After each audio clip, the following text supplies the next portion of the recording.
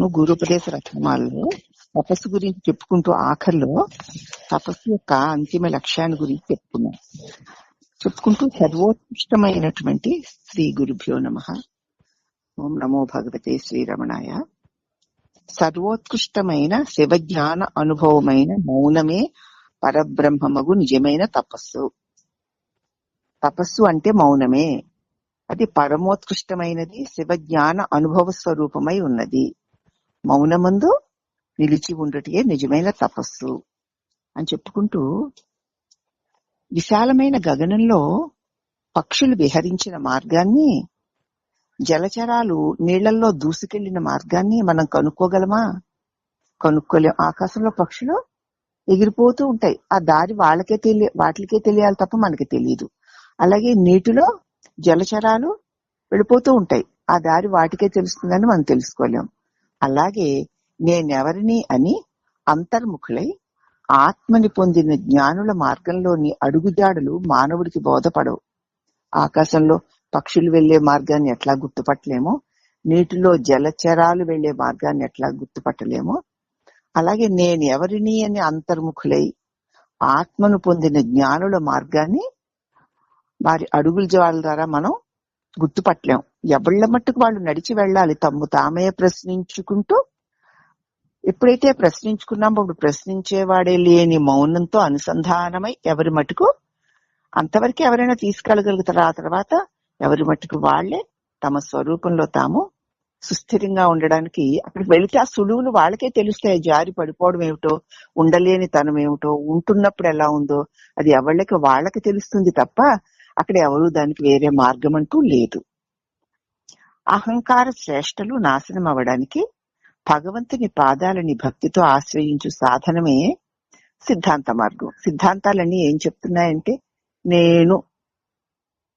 నేను శరీరాన్ని అనేటువంటి ఈ అహంకారపు శ్రేష్టలని నాశనం అవడం కోసం భగవంతుని భక్తితో ఆశ్రయించుకోవడమే గొప్ప సాధన అంటూ సిద్ధాంతాలన్నీ చెప్తున్నాయి. ఈ అహంకారం నేనెవరిని అనే ఆత్మవిచారణతో పరమాత్మ జ్ఞాన స్వరూపానంద నిష్టలో ఉండడమే వేదాంత మార్గం. సిద్ధాంత మార్గము వేదాంత మార్గము అన్నారమ్మా. సిద్ధాంత మార్గంలో ఏమిటి? ఈ అహంకారం పరమాత్మ పాదాలకి అంకితమైన భక్తితో ఉండడమే, అది సిద్ధాంత మార్గం. ఇక రెండోది అదే శరణాగతి అనమాట. రెండోది జ్ఞాన మార్గం, వేదాంత మార్గం. ఇది వేదాంతాలంటే ఉపనిషత్తుల యొక్క అంతిమ లక్ష్యం. అహంకారాన్ని నేనెవ్వరిని అనేటువంటి ప్రశ్నారూపకమైన విచారణతో పరమాత్మ జ్ఞాన స్వరూప ఆనంద నిష్టలో ఉండడమే. నేనెవరినని ప్రశ్నిస్తే ఈ నేను దేహమును అనేటువంటి అజ్ఞాన భావన అదృశ్యం కాగా అప్పుడు ఏదైతే మిగులుతుందో దానిలో నిష్ట కలిగి ఉండడమే వేదాంత మార్గమని, జ్ఞాన మార్గమని అంటారు. ఇప్పుడు జ్ఞాన మార్గము శరణాగతి మార్గము అర్థమయ్యాయి కదా. భగవంతుని ఆశ్రయించి అతనికి అర్పితమైపోయి ఇక నేనన్నది లేకుండా అంకితమై ఉండడం. లేకపోతే ఈ నేనెవరా అని ప్రశ్నించి ఈ నేను అన్నది ఆగిపోగా ఏది మిగులుతుందో దానితో ఐక్యమై ఉండడం, ఇది జ్ఞాన మార్గం. ఈ రెండిట్లో మన పూర్వ సంస్కారం దేని యందు బలంగా ఉందో దానిని మనం ఆశ్రయించుకోవచ్చు. ఆత్మ అనాత్మలని విచారణతో విభజించి బ్రహ్మాన్ని తనని తెలుసుకొని తద్వారా అనాత్మ విషయాల మీద వైరాగ్యం చెందాలి. ఏది ఆత్మ ఏది అనాత్మ అన్న విచారణతో, అనాత్మ అంటే తనకు తానే ఉండలేనిది అని అర్థం, ఆత్మ అంటే తనకు తాగలిగేది అని అర్థం. ఏది ఉండగలిగేది ఏది ఉండలేనిది, దేశకాలాలకి అతీతమైన ఆత్మస్వరూపము. అంటే ఆత్మ అంటే నేను, నా స్వరూపము దేశకాలాతీతమై ఉన్నది అని మనం బుద్ధి వరకు తెలుసుకుంటున్నామా, అనుభవాన్ని పొంది ఉంటున్నామా? అనుభవాన్ని పొంది ఉన్నాము అంటే ఈ దేహాన్ని నీ తెలివిలో తెలియబడుతున్న ఒక దృశ్యంగా నువ్వు చూడగలిగిన రోజున మాత్రమే నీవు దీనిని దేశకాలాలకి అతీతమైన ఆత్మ ఉన్నట్లు.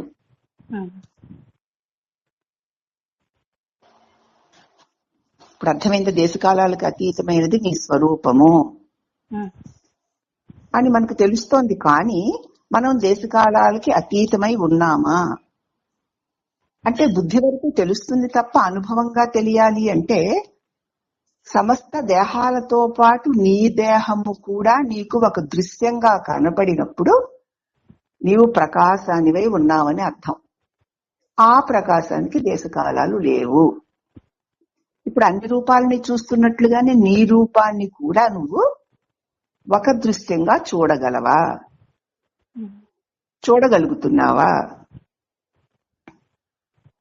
చూడలేంగా, ఎలా చూస్తాం? దీంతో మరి అతుక్కుపోయి ఉన్నాం కదా మనం. దేహంలో ఉండే వింటున్నాను, దేహంలో ఉండే తెలుసుకుంటున్నాను, దేహమై ఉండే నేను అన్ని చేయగలుగుతున్నాను అన్న అనుభవంతో ఉన్నాం మనం.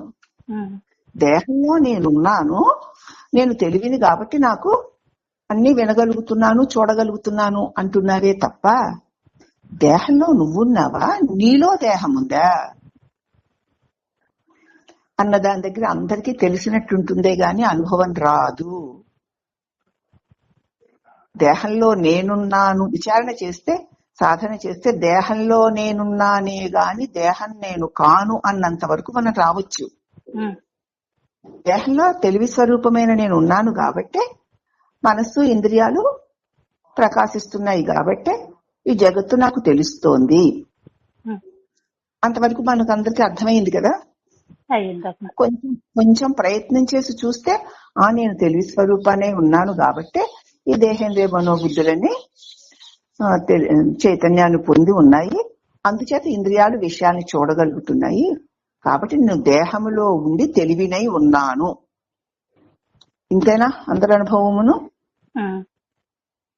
అయితే ఇక్కడ ఏం చెప్తున్నారంటే నీ నిజస్వరూపము దేశ కాలాతీతము. దేహము అన్నప్పుడు దేశ కాలాలకి ఆధీనమై ఉంటుంది.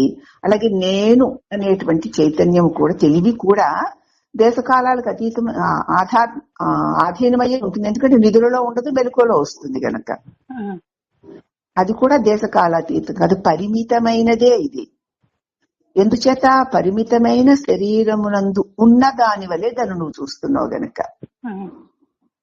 నిన్ను నువ్వు పరిమితమైన శరీరంలో ఉన్న దాని వల్లే చూస్తున్నావు కదా. అందరూ శరీరమే నేనని చూస్తారు. ఏదో మనకి గురుకరుణ ఏదో ఇంత అంత బోధ అందింది కాబట్టి శరీరమందు నేను ఉన్నాను, శరీరము నేను కాదు అని చూస్తున్నావు.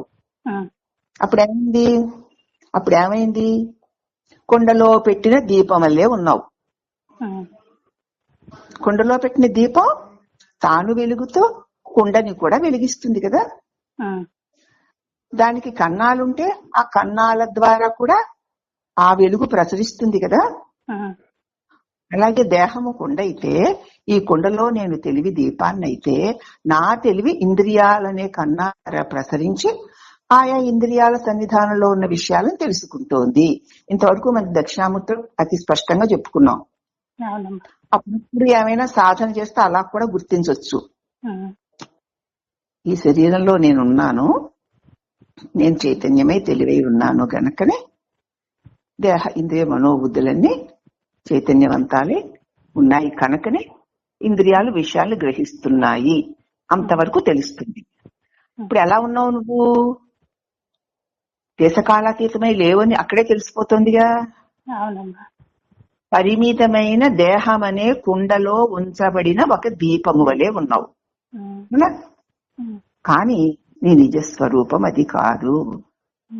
నీ నిజస్వరూపము దేశకాలాతీతమైన ఆత్మ.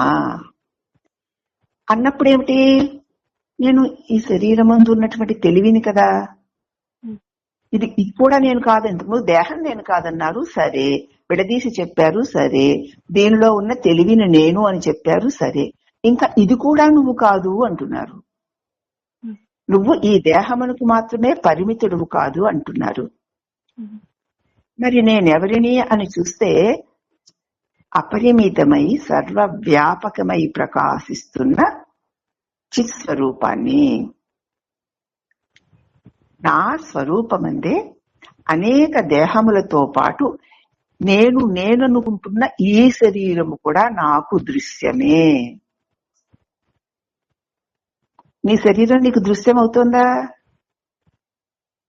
అవ్వదు. మరి ఎందుకు అవుతుంది? కొండలో కూర్చొని ఉన్నావుగా, కంటితో లోకాలన్నీ చూస్తుంటాం గాని కన్నుని చూడలేం కదా. అలాగా శరీరంలో ఉండి అన్నిటినీ తెలుసుకుంటున్నావు తప్ప అంచేత శరీర పరిమితుడివై ఉన్నావే తప్ప అపరిమితమైన దాన్ని నువ్వు చూడలేవు కదా. కిటికీలో నుంచి చూస్తే ఆకాశం కిటికీ అంతే ఉంటుంది, బయటకు వచ్చి చూస్తే అనంతమైంది. అలాగే ఈ దేహము నేను అనుకొని, ఈ దేహములో ఉన్న తెలివిని అనుకుని, ఆ తెలివితో ఇంద్రియాల చిన్న చిన్న సందుల్లో నుంచి కనబడే దృశ్యాలని ఈ జగత్తు నేను చూస్తున్నాను అంటావు. అర్థమవుతుందా? అవుతుందమ్మా. నీ పరిమితత్వం, నీ అల్పత్వం, నీ క్షణికత్వం, నీ క్షుద్రత్వం, నువ్వు తెలివివైనా సరే క్షుద్రుడవే, అల్పుడవే. ఈ కొండలో పెట్టిన దీపం ఎంతకాలం వెలుగుతుంది? ప్రమిదిలో పోసిన దీపం, ప్రమిదిలో వెలుగుతున్న దీపం చౌరు ఉన్నంత వరకు వెలుగుతుంది. ఈ కొండలో పెట్టిన దీపం ఆయువు ఉన్నంతసేపు వెలుగుతుంది. తర్వాత మరి ఆరిపోతుంది కదా. మరి అది అపరిమితమైన దీపం ఎట్లా అవుతుంది?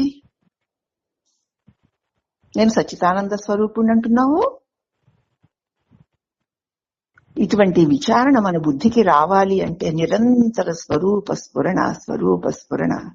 నేను ఇది కాదు, నేను తెలివై ఉన్నాను, నేను ప్రకాశిస్తూ ఉన్నాను అన్న నేను అంటే ఈ తలంపు కాదు, అనకపోయినా ఉన్నటువంటి ఆ స్ఫురత్,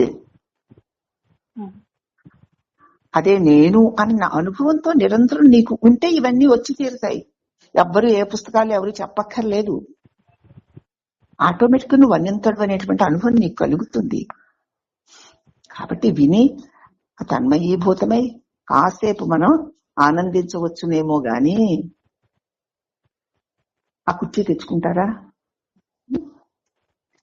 ఆనందించవచ్చునేమో గాని మనకి మనంగా ఈ దేహంలో ఉండి దేహం నేననుకుంటూ అఖండ సచ్చిదానంద స్వరూపాన్ని చూడడం, కిటికీలో నుండి ఆకాశాన్ని చూడడం వంటిదే. అది ఇక్కడ అర్థం. ఏమిటి? ఆ పరమాత్మ, ఆ పరబ్రహ్మము, నీ నిజస్వరూపము దేశకాలాతీతమై ఉంది. అట్టి దేశకాలాతీతమైన పరమాత్మని నీవు విచారణ చెయ్యడానికి దేశకాలాలు అడ్డు కావు. మరొక రకంగా చెప్పాలంటే దేశకాలాలకు అతీతమైన ఆత్మస్వరూపం తప్ప వాటిలో ఇమిడి గోచరిస్తున్న నామరూపాలన్నీ కూడా విచారణలో లక్ష్యంగా పెట్టుకోకూడదు. దేనిని లక్ష్యంగా పెట్టుకోకూడదు. ఈ దేవుణ్ణో ఆ దేవుణ్ణో ఆ రూపాన్నో ఈ రూపాన్నో ఆ నామాన్నో ఈ నామాన్నో లక్ష్యంగా పెట్టుకోకూడదు. నామరూపాలన్నీ క్షణికాలే, నామరూపాలన్నీ నశించేవే, అవి నీ లక్ష్యం కాదు. అంటే అన్ని నామరూపాలతో పాటు నీ నామము నీ రూపము కూడా నశించేదే. అవునా? సరిగ్గా అర్థమవుతుంది కదా? బాగా అర్థమవుతుందమ్మా. అర్థమవుతుంది. కాబట్టి నామరూపాలు కలిగిన దేనిని కూడా దేవుడా దెయ్యమా ఎవరైనా గాని దేన్ని లక్ష్యంగా పెట్టుకోకూడదు. పెట్టుకోకూడదు అంటే మరి ఏం చేయాలి? నామరూపాలు దేని యందు ప్రకాశిస్తున్నాయో అదే నీ లక్ష్యమై ఉండాలి. దేని యందు ప్రకాశిస్తున్నాయి? నిస్ఫురత్, నువ్వు ప్రకాశానివి. ఆ ప్రకాశంలో, ప్రకాశం ఎవరు? నేను, నీకే తెలియబడుతున్నాయి. నీ దివ్య ప్రకాశంలో సమస్త నామరూపాలు తెలియబడుతున్నాయి. అలాగే నీ దేహము కూడా నామరూపాలే గనక అది కూడా నీకు దృశ్యంగా తెలియబడాలి. అంటే ఏం చేయాలి? నేను ఈ దేహమునకు పరిమితుడును కాను, నేను తెలివి స్వరూపాన్ని. కాబట్టే దేహంలో ఒక్కచోట మాత్రమే ఉన్నవాడను కాను. ఒకచోటే ఉన్నావా దేహంలో? దేహమంతా ఉన్నాను. నఖశిఖ పర్యంతము వ్యాపించి ఉన్నావు కదా, గోరు మొదలు శిరస్సు వరకు వ్యాపించి ఉన్నావు కదా. మరి వ్యాపకత్వం నీ స్వభావము నీ లక్షణము కాకపోతే గోరు మొదలు వెంట్రుక చివరి వరకు ఎలా వ్యాపించి ఉండగలవు? మరి వ్యాపకత్వం నీ స్వభావమేనా? మరి వ్యాపకత్వమే స్వభావముగా కలిగిన నీవు ఈ పరిమితమైన శరీరమంత మాత్రమే వ్యాపించాను అని ఎలా అనుకోగలవు? ఇంకా వ్యాపించగలవేమో చూడు. వ్యాపిస్తూనే ఉన్నావు ఇంద్రియాల కన్నాల ద్వారా. దీపపు వెలుగు ఆ కుండ కన్నాలలో నుంచి వెలుపలికి వస్తుందా లేదా? ఆ వెలుగుని ఎవరైనా ఆపగలరా? ఆపలేరు. కాబట్టి అలాగా ఇంద్రియాల ద్వారా కూడా నా తెలివే ప్రసరిస్తుంది, దేహమంతా కూడా నా తెలివే ఉంది అంటే నేను వ్యాపక స్వరూపుణ్ణి అన్నమాట. దీనికి మాత్రమే పరిమితమై లేనన్నమాట. మరి దేహమునకే పరిమితుడని ఎందుకు అనుకోవాలి? అన్నీ తెలియబడుతున్నట్లు నా దేహము కూడా ఒక నామరూపము కలిగిన ఒక దృశ్యమే గనక దీనిని కూడా నేను ఒక దృశ్యము వలె చూడాలి. అంటే నేను వెలుగునై ఉన్నాను, నా వెలుగులో ఈ దేహము తెలియబడుతోంది అని నువ్వు దేహం నుంచి మానసికంగా బయటికి రావాలి. ఇంట్లో కూర్చొని ఏవో పనులు చేస్తూ నీ మనసును వేసుకుని ఎక్కడెక్కడో తిరగడం లేదా? ఆ ఊరు ఈ ఊరును వెళ్తున్నావా లేదా? నీకు దేహంలో ఉన్నాను అనుకుంటూ, దేహం నేను అనుకుంటూ కూడా దేహాన్ని విడిచి మనసుతో లోకాలన్నీ తిరిగి వస్తున్నావుగా. దేహమే నువ్వైతే నువ్వు లోకాలన్నీ ఎలా తిరిగి రాగలుగుతున్నావు? ఆలోచిస్తున్నారా? మరే నువ్వు పరిమితుడు అయితే ఈ ఇరుకు గొందిలోనే ఉండాలి, దీన్ని దాటి వెళ్ళకూడదు. నువ్వు పరిమితుడు కాదని నువ్వు ఎప్పుడైనా ఎక్కడైనా ఎలాగనుకుంటే అలాగ వ్యాపించి ఉండగలవని నీకు నీ మానసిక స్థితి చెప్తోంది కదా. మరి నీ మనస్సుకే ఇంత వ్యాపించగలిగిన శక్తి ఉంటే ఆ మనసుకి శక్తివైన నీవు ఎంత వ్యాపించి ఉన్నావో ఒకసారి చూసావా? అందుచేత నేను ఈ శరీరానికి పరిమితము, శరీరం అంటే అన్న మనో క్షుద్ర భావన వదిలేసి నేను ఈ శరీరమునకు విలక్షణమై ఈ శరీరమును ప్రకాశింప చేస్తున్న తెలివిని అని దీని నుంచి మానసికంగా బయటికి రా. బయటికి రావడం మనకు తెలుసు కదా. తెలుసా మనం బయటికి రావడం? తెలుసమ్మా. బయటికి వస్తున్నాం కదూ. ఇంట్లో కూర్చొని 7 భవనాలు తిరిగి వస్తున్నాంగా. అంత దూరం ఏం వెళ్ళక్కర్లా. ప్రస్తుతం ఈ శరీరం నుంచి బయటకు వచ్చి నా వెలుగులో ఈ శరీరం దృశ్యం అవుతుందని మాటి మాటికి నీవు నీ శరీరాన్ని ఒక దృశ్యంగా చూస్తూ ఉండు. అప్పుడు ఏమైంది? శరీరం నీకు దృశ్యం అవుతోంది. దృశ్యమైన ప్రతిదీ నామరూపములు కలిగే ఉంటుంది. నామరూపములు కలిగిన ప్రతిదీ నశిస్తుంది. దానికి ప్రకాశాన్ని నేను. అవునా? ఇప్పుడు నువ్వు దీనంతే ఉన్నావా? దీన్ని దాటి వ్యాపించి దీన్ని ప్రకాశింపచేస్తున్న వాడివై ఉన్నావు కదా. ఆ ఓంకార స్వామి చెప్పిన ధ్యానాన్ని ఎన్నిసార్లు చెప్పాను. నేను ప్రకాశంలో ఉన్నాను, ప్రకాశము నాలో ఉంది. అవునా?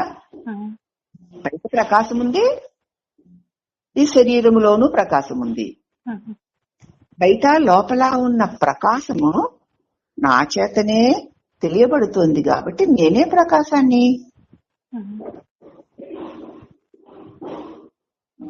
అవునా? నువ్వు ప్రకాశాన్ని కాకపోతే ఈ శరీరమును దీని బయట దీని వెలుపల ప్రకాశం ఉందని నీకు ఎలా తెలుస్తుందమ్మా? మరి నువ్వు ప్రకాశాన్ని అయి ఉన్నావు కదా. ప్రకాశం పరిమితం కాదు కదా. కాబట్టి నేను దేహం అన్ని దేహములతో పాటు ఈ దేహమును కూడా ప్రకాశింపచేస్తున్నాను అన్నప్పుడు నువ్వెవరు అన్నమాట? ప్రకాశం. అన్నిటినీ ప్రకాశింప చేస్తున్నావు కాబట్టి అన్నిటి యందు ఉండి ఆకాశమై ప్రకాశింప చేస్తున్నావు కాబట్టి చిత్తై చిదాకాశమై ఉన్నావు. హలో అమ్మా, వింటున్నారా? వింటున్నామమ్మా. చిద్గగనానంద స్వరూపోహం చిన్మయోహం శివోస్మ్యహం. నేను చిద్గగనాన్ని. చిత్ అంటే ప్రకాశము, గగనం అంటే వ్యాపకము. అన్ని నామ రూపాలలోనూ ఉంటూ అన్నిటినీ ప్రకాశింపచేస్తున్నాను. అట్టి అన్ని నామరూపాలు నా ప్రకాశంలో ఉన్నప్పుడు ఈ దేహము కూడా నా ప్రకాశంలో తెలియబడే ఒక దృశ్యమే కదా. ఇప్పుడు నీ దేహానికంటే వెలుపలికి వచ్చి నువ్వు దాన్ని ఒక దృశ్యంగా చూడగలుగుతున్నావా? మాటికే నీ శరీరాన్ని ఒక దృశ్యంగా చూస్తూ ఉండు. ఒక వెలుగులో ఒక బొమ్మ కదులుతున్నట్లు, తెర మీద బొమ్మ కదులుతున్నట్లు, నీ తెలివి తెర మీద ఇదిగో ఈ దేహం అనే బొమ్మ కదులుతున్నట్లు నువ్వు చూడగలగాలి. అప్పుడు నేను దేహం కాదు, నేను ఇంద్రియాలు కాదు, నేను మనస్సు కాదు, నేను తెలివిని అని అనొచ్చు. అవునా? అందుచేత అట్టి ఆత్మస్వరూప విచారణ చేయాలి అంటే దేశకాలాలతో పని లేదు.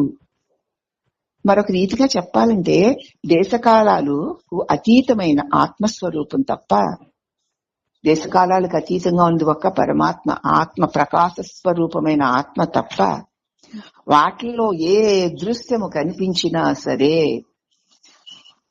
ఆ నామరూపాల మీద నీ ధ్యాస కొంచెము కూడా వెళ్ళకూడదు.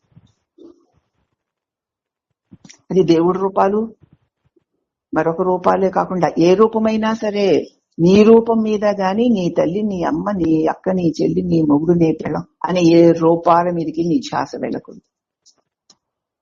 అవి నీ ధ్యాసలో ప్రకాశిస్తున్న వాటి వలె ఉండాలి తప్ప నీ విచారంలో ఏవి నీకు చెందినవి అన్న భావన రాకూడదు. నీ చేత తెలియబడుతోంది నీ భర్త రూపం. అవునా? ఊరికే తలెందుకు బద్దలు కొట్టుకోవడం? నీ భర్త రూపము నీ చేత తెలియబడుతోంది, నీ బిడ్డల రూపములు నీ చేత తెలియబడుతున్నాయి, నీ ఇళ్లలో వాకిళ్లలో ఉన్న వస్తువులు సమస్తము ఇరుగు పొరుగు అందరూ నీ చేత తెలియబడుతున్నారు. అవునా? అందరూ నీ చేత తెలియబడుతున్నారు కానీ అన్ని బొమ్మలు తెలియబడుతుంది. నీ దిమ్మ లాంటి బొమ్మ నీకెందుకు తెలియబడ్డం లేదు?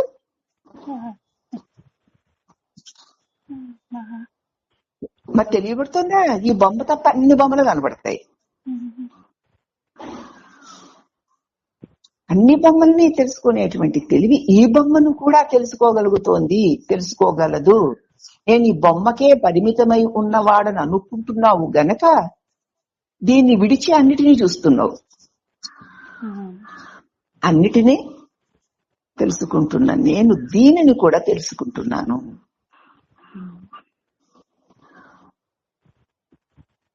తెలుసుకోవచ్చా?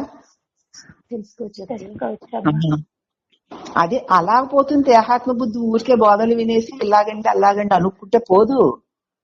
చూసుకోండి, బాగా వెళ్ళిపోతుంది మళ్ళీ ఈ గొప్ప అద్భుతమైనటువంటి మానవ శరీరం అనే గొప్ప నౌక.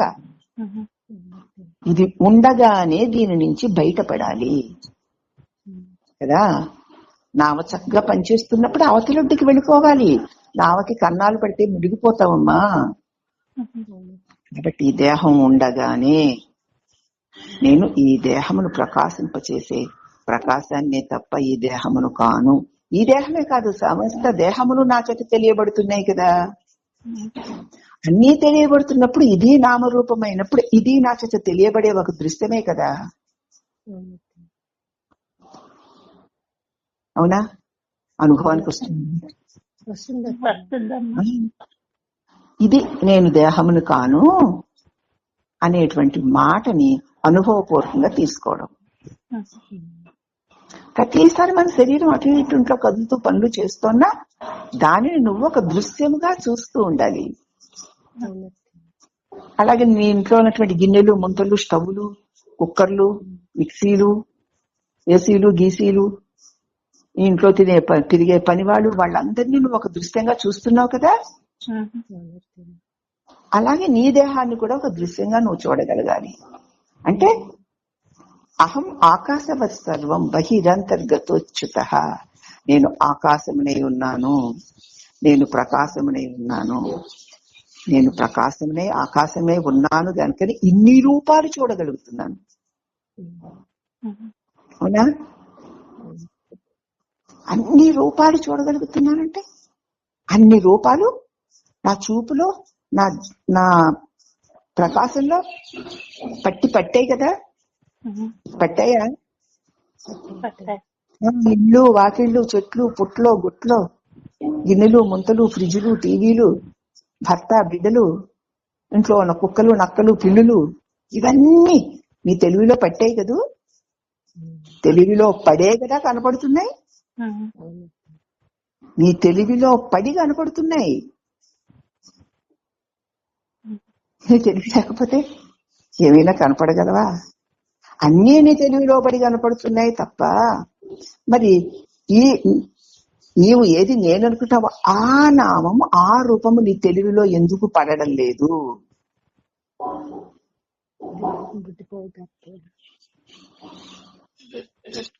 ఎందుకు పడడం లేదు? ఇక్కడ నువ్వు బంధించుకున్నావు ఇది నేను అని. నువ్వు తెలివై ఉండే ఈ బొమ్మ నేను అన్న భావన గట్టిగా ఆ ముడి పడిపోయింది. ఆ ముడి పెట్టుకుని ఉన్నావు గనక దీనిని నువ్వు ఒక దృశ్యంగా చూడలేకపోతున్నావు. ఇది నేను కాదు, ఇది కూడా నాకు దృశ్యమే, నేను చిత్స్వరూపాన్ని అని ఈ బొమ్మని కూడా ఒక కదులుతున్నటువంటి పరికరంలాగా చూడు. ఒక వెలుగులో ఈ బొమ్మ కదులుతోంది అన్నట్లుండాలి. కదులుతోంది, పనులన్నీ చేస్తోంది. ఒక తెలివిలో, ఆ తెలివి నేను, నా తెలివిలో ఇది కదిలినట్లు పనులు చేస్తోంది. నేను పరంజ్యోతి స్వరూపుడను, నా ప్రకాశంలో ఈ వాణి అనే బొమ్మ కదిలి మొదటి పనులు చేస్తుంది. మిగతా బొమ్మలు పనిచేయడాలు చూస్తున్నావు కదా, మరి ఈ బొమ్మ కూడా పనిచేస్తుంది. ఈ బొమ్మ పనిచేస్తే నేను చేస్తున్నానంటావు, ఇతర బొమ్మలు పనిచేస్తుంటే వాళ్ళు చేస్తున్నారంటావు. వాళ్ళు చేస్తున్నారని ఏ తెలివికి తెలుస్తోందో నేను చేస్తున్నాను కూడా ఆ తెలివికే తెలుస్తోంది. కాబట్టి ఆ తెలివి నువ్వు. మనం ఇప్పుడు ఇది ఇలాగ దృశ్యం చేసుకోవాలి. ఇలాగ మన శరీరాన్ని మనం మనకి దృశ్యంగా చూడగలగాలి. అప్పుడేమవుతుంది? ఆత్మస్వరూపం, దేశకాలాలకు అతీతంగా ఉన్న ఆత్మస్వరూపం తప్ప వాటిలో ఇమిడి గోచరిస్తున్న నామరూపాలను విచారణతో వాటిని ఏ లక్ష్యము లేని వాటి దేని మీద నువ్వు లక్ష్యం పెట్టుకోకు. నీ ప్రకాశం మీదే నీ లక్ష్యం పెట్టుకో. అలా లక్ష్యం పెట్టుకోవడానికి దేశకాలాలతో సంబంధం లేదు. కాబట్టి మనస్సు చేత గ్రహింపబడుతున్న ఈ ప్రపంచం కూడా నామ రూపాలతో అనేకమై మనస్సు చేతనే చూడబడుతుంది. నగల నామరూపాలు వేరువేరుగా ఉన్నా బంగారాన్ని గురించిన జ్ఞానం మాత్రం ఒకటే కదా. అనేక నగలున్నా బంగారం అనేకం కాదు కదా. అలాగే ఆ పరబ్రహ్మము కూడా అంటే తెలివి కూడా అనేకమైన వాటిగా కనిపిస్తూ ఉన్నను అనేకమును గ్రహించే తెలివి ఒక్కటే. కుక్కను తెలుసుకోవడానికి ఒక తెలివి, నక్కను తెలుసుకోవడం ఒక తెలివి, నెమలిని తెలుసుకోవడం ఒక తెలివి, హంసను తెలుసుకోవడం ఒక తెలివి, పెద్ద పండితుని తెలుసుకోవడం ఒక తెలివి, ఒక మూర్ఖుని తెలుసుకోవడం ఒక తెలివి ఉన్నాయా మనకి?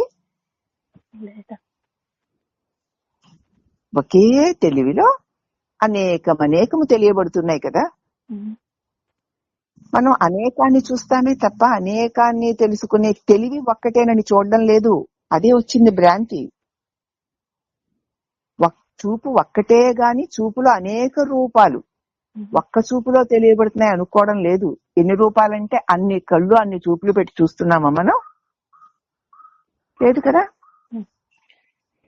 ఒక్క చూపులోనే అనేక రూపాలు, అవునా? అలాగే ఒక్క తెలివిలోనే అనేక నామరూపాలు తెలియబడుతున్నాయి. నామరూపాలు అనేకాలు గాని తెలివి ఒక్కటే. ఒకటేనా? ఒక్కటే అమ్మా. ఆ తెలివి ఎవరు? నువ్వేనా? నువ్వు ఒక్కడివా అనేకమా? ఒక్కడినే అమ్మా. ఎన్నిటి మీద ప్రవేశపెట్టినా ఆ తెలివికి తరుగున్నదా? లేదమ్మా. లేదు. మరి ఇక్కడే నాశనం ఉన్నదా? ఆ తెలివిని ఖచ్చితో అచేజ్యోయం అదాహ్యోయం అఖిలేజ్యో శోషయేవచ అన్నాడుగా. తెలివిని కత్తులు, కటారులు, గదలు, బళ్ళాలు దాన్ని ఏమి చేయలేవు. నిప్పు కాల్చలేదు, నీరు తడపలేదు. తడపగలదా? మరి అటువంటి తెలివి నువ్వే కదూ. ఎక్కడికి వెళ్తావు తల్లి? ఒక్కసారి చూసుకోండి. నీ తెలివిలోనే కదా అనేకాలు. తెలివి ఒక్కటే. ఆ ఒక్క తెలివి నువ్వు. నీకే కదా అనేకం తెలియబడుతుంది. తెలివైన నీకు నాశనం లేదు. తెలియబడేవి నశించిపోతాయి, తప్పదు. నువ్వు తెలివిగా నిలబడిన రోజున ఇంత వివరణ ఇవ్వక్కర్లేదు, ఖచ్చితంగా మనకు తెలిసిపోతుంది. అందుచేత తెలివి స్వరూపమైన బ్రహ్మమును నేను, నాకు చ్యుతి లేదు. నా ఇందు తెలియబడేవన్నీ కూడా అనేకాలై ఉండడం చేత అనేకమైన వాటినన్నిటినీ గ్రహించు తెలివైన నేను ఒక్కడనే. బంగారము ఒక్కటే, అదే అనేక రూపాలుగా ఉంది. రూపాల నిండా బంగారమే ఉంది. బంగారాన్ని విడిచి ఆభరణాలు లేనట్లు నా తెలివి ఒక్కటే. నా తెలివిలో అనేక రూపాలు గోచరిస్తున్నాయి. నా తెలివిని విడిచి రూపాలు లేవు. రూపాలు లేకపోయినా నేనున్నాను. ఆభరణాలు లేకపోయినా బంగారం ఉన్నట్లు. ఉన్నదెవరు ఇప్పుడు? నేనే. చూసేసరికి అనేకం అన్నట్లు తోస్తున్నాను. చూస్తే ఎలా చూస్తే అలా అనేకం. నా తెలివే అనేకాన్ని చూస్తోంది. చూసే నేను ఏకమే అయ్యున్నాను. అట్టి నేను పరబ్రహ్మమును, అట్టి నేను నశింపు లేనివాడను అని గ్రహించుము. తాను తానుగా ఉండడానికి బదులు ఈ చూచే దృశ్యాలన్నీ నిజమనే అహంకారం అజ్ఞానం అయిపోతుంది. నువ్వు తెలివివే, నువ్వు ప్రకాశానివై ఉండగా నువ్వు ప్రకాశానివిగా ఉండడం మానేసి నీ ప్రకాశంలో తెలియబడే దృశ్యాలే నిజాలు అనుకున్న భ్రమ చేత అది కాస్త నీ తెలివి కాస్త అజ్ఞానం అయిపోతుంది. చూసారా అజ్ఞానం ఎలా ఉందో? అతి స్పష్టంగా మన అజ్ఞానం మనకి తెలుస్తోందా? మన అజ్ఞానము మనకి తెలుస్తుంది, మన స్వరూపపు ప్రజ్ఞ మనకి తెలుస్తుంది. మరి నువ్వు అజ్ఞానమా జ్ఞానమా? జ్ఞానమే అయితే జ్ఞానంగా మాత్రమే నిలబడు. ఎందుకంటే అజ్ఞానంగా అనేక జన్మలుగా పడ్డావు. ఇప్పటి వరకు అజ్ఞానంలో పడి దొరిలావు. నీవు జ్ఞానానివి, నువ్వు ప్రకాశానివి, నువ్వు తెలివిగా నిలబడు. నిలబడే ఉన్నావు, అసలు జారిపోతున్నావు వీటిలోకి. అందుచేత ఈ దృశ్యాలు చూచే ఈ దృశ్యాలని నిజము శాశ్వతము అనే అహంకారమే అజ్ఞానం అయిపోతుంది. విద్యలు ఎన్ని నేర్చినా తన ఆత్మస్వరూప దర్శనంతో అవి పూర్తిగా నశించిపోతాయి. అదే సత్యజ్ఞానం. ఎన్ని తెలిస్తే ఏమిటి? ఎన్నైనా తెలుసుకో. నీ తెలివితేటలకు అంతు పొంతు లేకుండా నీకు ఉన్నటువంటి జ్ఞానం, నీకు విషయ జ్ఞానం ఎంత ఎంత ఎక్కువగా ఉన్నా లోకులందరూ నేను పండితులని, ఇంత గొప్పవారు అంత గొప్పవారని, ఇంత శాస్త్రవేత్త అంత శాస్త్రవేత్తని ఎంత ఎంత పొగిడినా, ఎన్ని బిరుదులు ఇచ్చినా, ఎన్ని కిరీటాలు ఇచ్చినా, ఎన్ని విద్యలు నువ్వు నేర్చినా తన స్వరూపమైన తన్ను తాను దర్శనం చేసుకునేసరికి అవి అన్ని లేనివైపోతాయి. ఎందుకంటే వాటికి విలువే లేదు అసలు. అసలు విలువ నేను, నువ్వేనా, ఏ నేను, అది నేనని ఏమీ అనదు, అలా ప్రకాశిస్తూ ఉంటుంది. ఆ ప్రకాశమే నేనే ఉన్నాను. అట్టి ప్రకాశ స్వరూపమైన నేను లేకపోతే, తెలివి లేకపోతే ఏం చదువుకుంటాడమ్మా చదువుకునే పిల్లాడు మాత్రం? ఏం నేర్చుకుంటాడమ్మా నేర్చుకునేవాడు మాత్రం? ఏం ప్రయోగాలు చేస్తాడమ్మా శాస్త్రజ్ఞుడు? చెప్పండి, ఏ పండితుడైనా తెలివి లేకపోతే ఎలాగ పండితుడు అవుతున్నాడు? గొప్ప తెలివి లేకపోతే గొప్ప పెయింటర్ గాని, గొప్ప సంగీత విద్వాంసుడు గాని, గొప్ప నాట్యగత్తెలు గాని, గొప్ప గొప్పవన్నీ దేనిని ఆశ్రయించుకొని ఉన్నాయో దాన్ని తెలుసుకోకుండా ఇదే గొప్పవనుకోవడం కంటే అజ్ఞానం ఇంకొకటి లేదు. అది ఉత్తి బ్రహ్మే, అది ఉత్తి అసత్యాలే. వీటిలన్నిటికీ విలువ ఏమిటి? ఏముంది వాడిలో? వాడింత గొప్పవాడు, వీడింత గొప్పవాడు, ఇలా చేశాడు అలా చేశాడు అంటున్నారు కానీ వాడి యందు ఏది ఉండడం వల్ల అది జరిగిందో దాన్ని చూసిన వాడే నిజమును చూసినవాడు. అక్కడ ఆ ప్రకాశం అధికంగా ప్రకాశిస్తోంది. ఎందుకు? అతడు దాన్ని ఎక్కువగా వాడుకున్నాడు అంతే. 0 వాల్ట్ బల్బు 100 వాల్ట్ బల్బు అన్నట్లు కరెంటు సమంగానే ఉంది అక్కడ. మనం వాడుకునే బల్బుని బట్టి దాని వెలుగు ఉంటుంది, అవునా?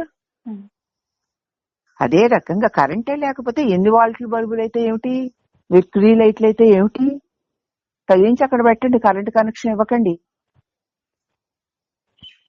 మరి ఇక్కడ విలువైంది కరెంటా, ఆ పెద్ద పెద్ద ఖరీదులైన లైట్ల బల్బులా?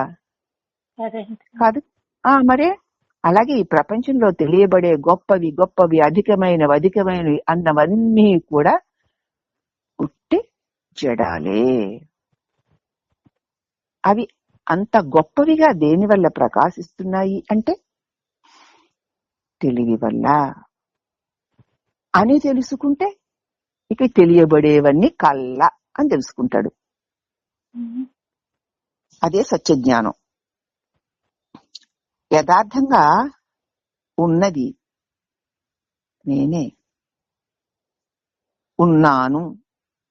సచ్చిత్ యొక్క ప్రకాశం ఒక్కటే, ఉన్నాను అని ఉండడమే. ఉండడం సత్తైతే, ఉన్నాను అని ఎరిగి ఉండడం చిత్తు. అవి రెండు మనకు ఉన్నాయా? ఉన్నాయి అని మనకి, ఉన్నాను అని మనకి తెలుసు కదా. ఉన్నానని తెలియని వాడు ఎవరైనా ఉన్నారా? ఏమయ్యా నువ్వు ఉన్నావంటే ఉన్నానండి అంటాడు, అవునా? ఉన్నానని అంటాడు కదా. మరి వాడికి ఎలా తెలుసు ఉన్నానని? ప్రతి ఒక్కళ్ళు ఉన్నారా అండి అంటే ఉన్నాము అంటాం. ఉన్నామని ఎలా తెలుసు? ఉన్నాను కాబట్టి. ఉండడం అంటే ఏమిటి? దానికి పేరు పెట్టడానికి లేదు. ఉండడం అంటే ఉండడమే. చెప్పాలి కనుక తెలివనో ప్రకాశమనో ప్రజ్ఞనో అంటాం. నువ్వు తెలివై ఉన్నావు కనుకనే ఉన్నానని అంటున్నావు, అవునా? నువ్వు తెలివై ఉండడం సత్తైతే ఉన్నానని అనడం చిత్తు. కాబట్టి ఇతర జ్ఞానాలన్నీ అదే సత్యం, అదే నిజమైన ప్రకాశం. ఇతర జ్ఞానాలన్నీ నేను అనే అహంకారం యొక్క అవిద్యలే. నేను అలా చేశా, నేను ఇలా చేశా, నాకు ఇలా తెలుసు, నాకు అలా తెలుసు అని తనకి ఆరోపించుకొని చెప్పుకునేవన్నీ అజ్ఞానాలే. నువ్వెవరు అనేసరికి నేను పోయి ఇట్టి ప్రకాశమే మిగులుతుంది. చూసుకోండి, ప్రశ్నిస్తే నేను పోయి ప్రకాశం మిగులుతుంది, నేను పోయి ప్రజ్ఞ మిగులుతుంది. కనుక వాటిని నమ్మకండి, అదే పెద్ద నేరం, పెద్ద పాపం. ఈ మోహార విషవలయ చక్రంలో పడేసేది అదే. కాబట్టి నేను కాదు, నేను నాకు నేనుగానే ఉండలేను. నేను ఇలా చేశా అలా చేసా ఎప్పుడైనా మనకి అహంకారం తల ఎత్తితే నువ్వెవరే అని ఒకసారి ప్రశ్నించి చూడు. ఉండలేదు. అది చేసిందా ఈ ఘనకార్యాలన్నీను. ఇంతంత కష్టాలు అదే అనుభవించింది, ఇన్నిన్ని భోగాలు ఇదే అనుభవించింది, ఇంతంత సంపాదనలు అదే చేసింది. అది చేయగలదా? అసలు అది ఎవరో తెలుసా? ఎవరు అంటే వాణిని అంటాను. అడుగుదాన్ని, వాణి అనబడే ఈ స్థూల శరీరాన్ని అడుగు, నువ్వెవరివని చెప్తుందేమో. చెప్పగలదా అది? దీనిని నేను అని నేను అనాలి. అనకపోతే అది అనగలిగితే శవం కూడా అనాల్సిందే. అవునా? మరి దీనిలో శవం ఉండకపోతే ఈ శవం కదిలి మెదలలేదని తెలుసు కదా. అలాగే తనకి తానే కదిలి మెదలలేనటువంటి ఒక నామము, ఒక రూపము ప్రపంచంలో గొప్ప గొప్ప ఘనతలు సాధించాయా? ఆహా, దాన్ని చూసి మళ్ళీ అలాంటి వాళ్ళు నోరాళ్ళ పెడుతున్నారా? పరిశీలన చేసి ఈ ఘనత ఎవరిది? ఆ ప్రకాశ స్వరూపమైన ప్రజ్ఞది, పరమాత్మది. ఇక్కడ ఏ ప్రత్యేక వ్యక్తి లేడు అని గ్రహిస్తే అది సత్యజ్ఞానం అవుతుంది. అప్పుడు ఈ తెలియబడే ఎంత గొప్ప వాటికైనా మనం ప్రలోభపడిపోయి వాటి వాళ్ళలోకి వెళ్ళాం. దానికి విలువేమిటి, దానికి విలువేమిటి, దానికి విలువ ఏదైనా గొప్పదానికి కనిపిస్తే దానికి విలువేమిటి అని చూసుకోవాలి. నగకి విలువేమిటి? బంగారం. అవునా? ఎంత గొప్పదో, ఎంత బాగుందో అని అంటుంటే దానికి అంత విలువేమిటి? అందరూ అంటున్నారు కాబట్టి, నాకు నచ్చింది కాబట్టి అంటాం మనం. అవునా? నీకు ఎందుకు నచ్చింది? ఇది ఇలాంటిది ఇంతకు ముందు చూడలేదు కనుక నచ్చింది. చూస్తే అదా నాకు తెలుసు అయితే అక్కడే అయిపోయింది ఆ విరుపు. చూసారా? అందుచేత ఏదైనా గొప్పది అని అన్నారంటే ఈ గొప్పతనం దేనిది అని ప్రశ్నిస్తే నువ్వు దేనిది గొప్పదంటున్నావో అది పనికి మాది, అసలు ఏ విలువ లేనిది. దీనికి విలువ అచిత్ స్వరూపమే. ఇప్పుడు ప్రతి దృశ్యంలో నుంచి, ప్రతి సంఘటనలో నుంచి కూడా ఈ దృశ్యమంతా విలువ లేనిదే అదృశ్యమైపోయి ఆ సత్య వస్తువు సత్యమే మన హృదయంలో ప్రకాశిస్తుంది. ఇదమ్మా విచారణ అంటే. అర్థమవుతుందా రోహిణి?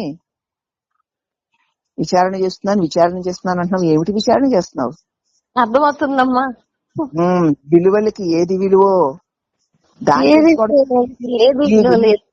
ఈ విలువలు ఇవన్నీ విలువలు అని అనుకోవడమే అజ్ఞానం.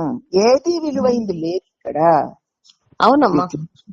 వీటిలన్నిటికీ విలువలేనివి అనేకం, విలువైంది ఏకమే. అవును అని తెలుసుకునే ఏక వస్తువుని ఆశ్రయించుకొని ఉండడమే జ్ఞానం. అదే సత్య జ్ఞానము.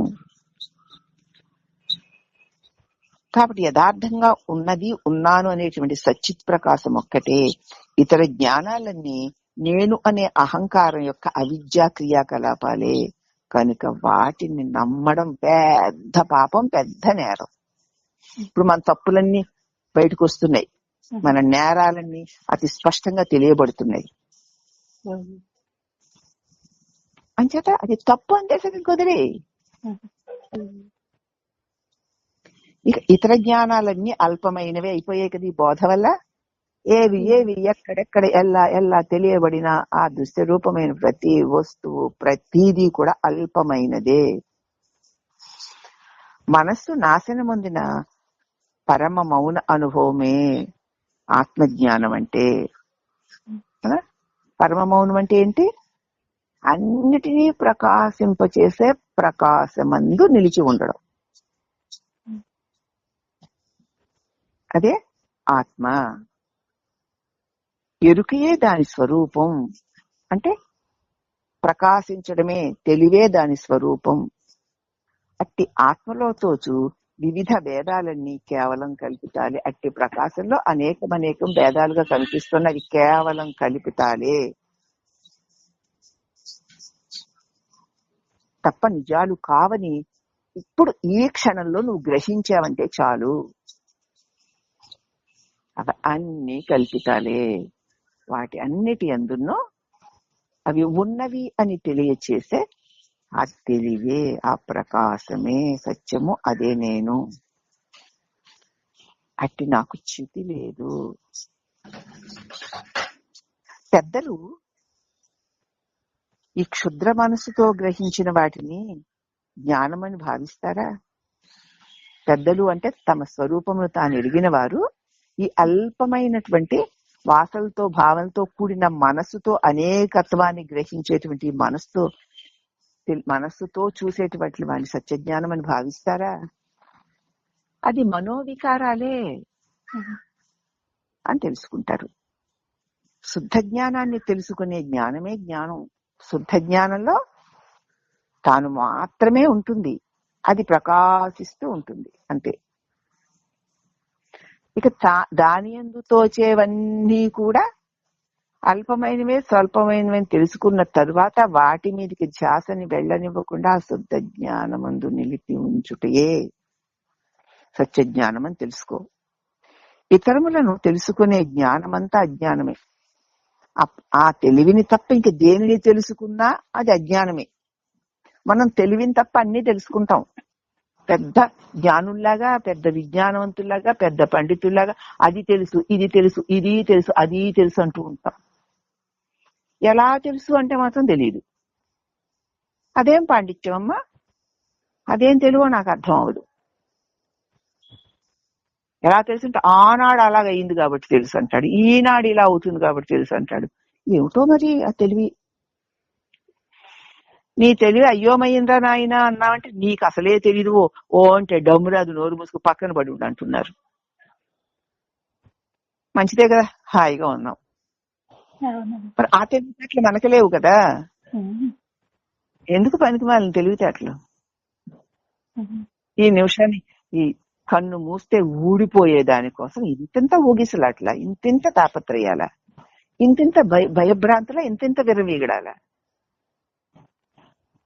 అదంతా కళ్ళు తాగి ముళ్ళుగుచ్చుకుని పిచ్చెక్కిన కోతి శ్రేష్టలు అన్నాడు భగవాన్. కళ్ళు తాగిందట, ముళ్ళు గుచ్చుకుందట, పిచ్చెక్కిందట.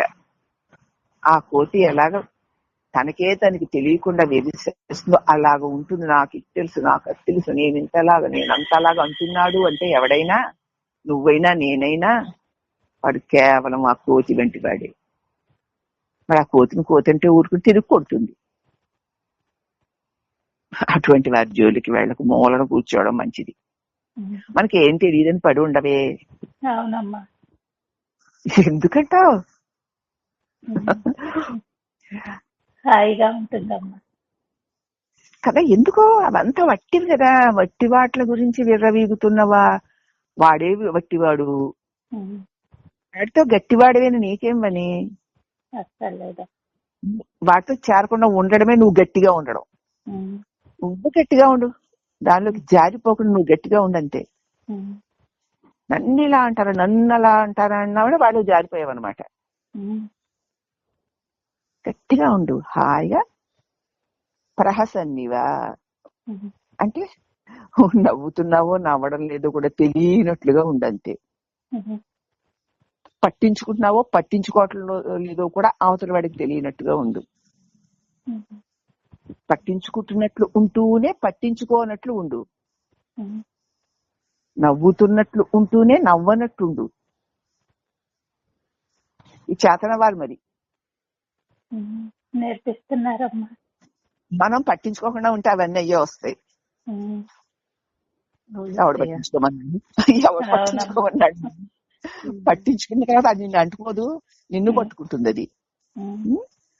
కాబట్టి శుద్ధ జ్ఞానాన్ని తెలుసుకునే జ్ఞానం ఎట్టిదంటే ఉన్నాను అని తనకు తానే ప్రకాశించే ఎరుక. మరి నువ్వు ఉన్నావు కదా, అది నువ్వే కదా, అది నువ్వయ్యుండు.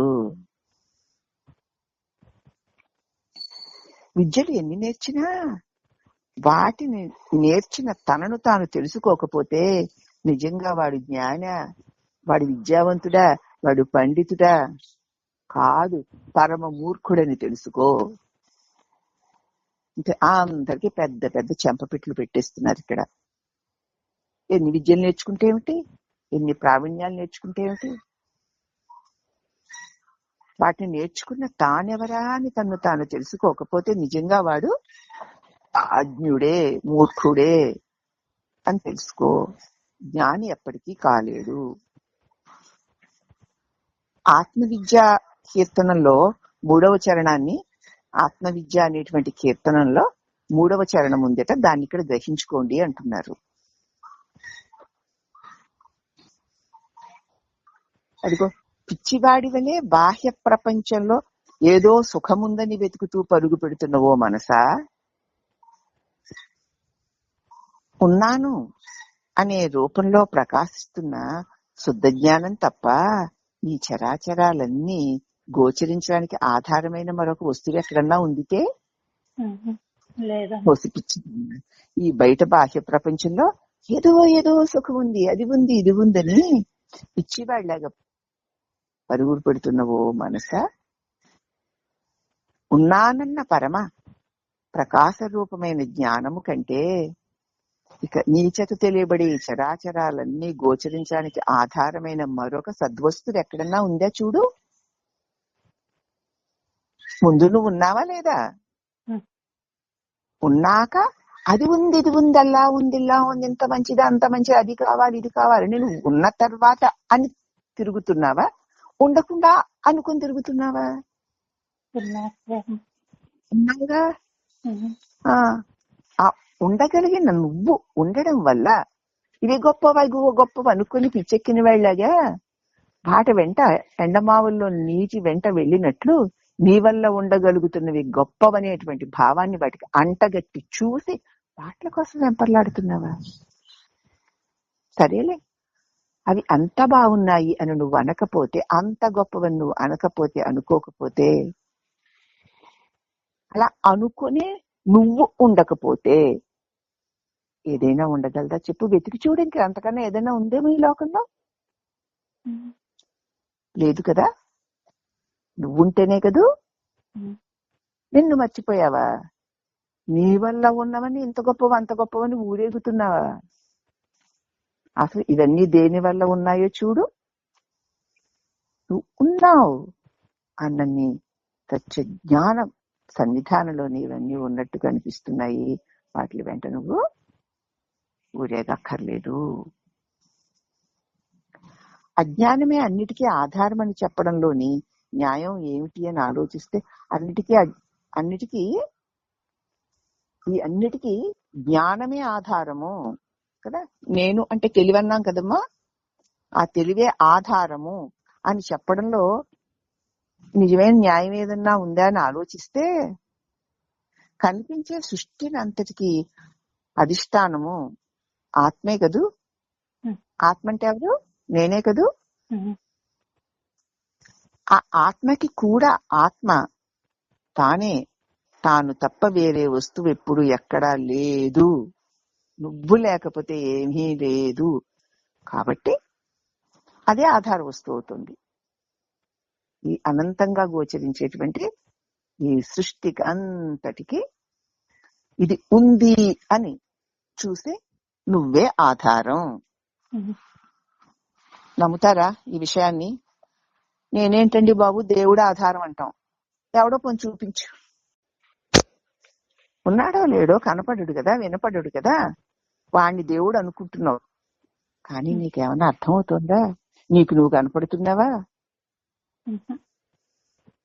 అన్నిటిని చూసే నీ కళ్ళు తాము చూసుకోగలవా? అంచేత కళ్ళు లేవంటావా? అన్నిటినీ తెలుసుకునే తెలివైన నువ్వు ఉండడం చేత అన్నీ తెలియబడుతుంటే ఆ తెలియబడేవి నేను అనుకుంటున్నావు తప్ప తెలివి అయిన నిన్ను నువ్వు ఎందుకు చూసుకోలేకపోతున్నావు? అసలు నీ శరీరాన్ని నువ్వు చూసుకోలేకపోతున్నావు. అలా 7లా ఒకసారి పడేసి దాన్ని చూస్తూ ఉండరా అంటే ఎంతమంది చూస్తూ కూర్చున్నారు?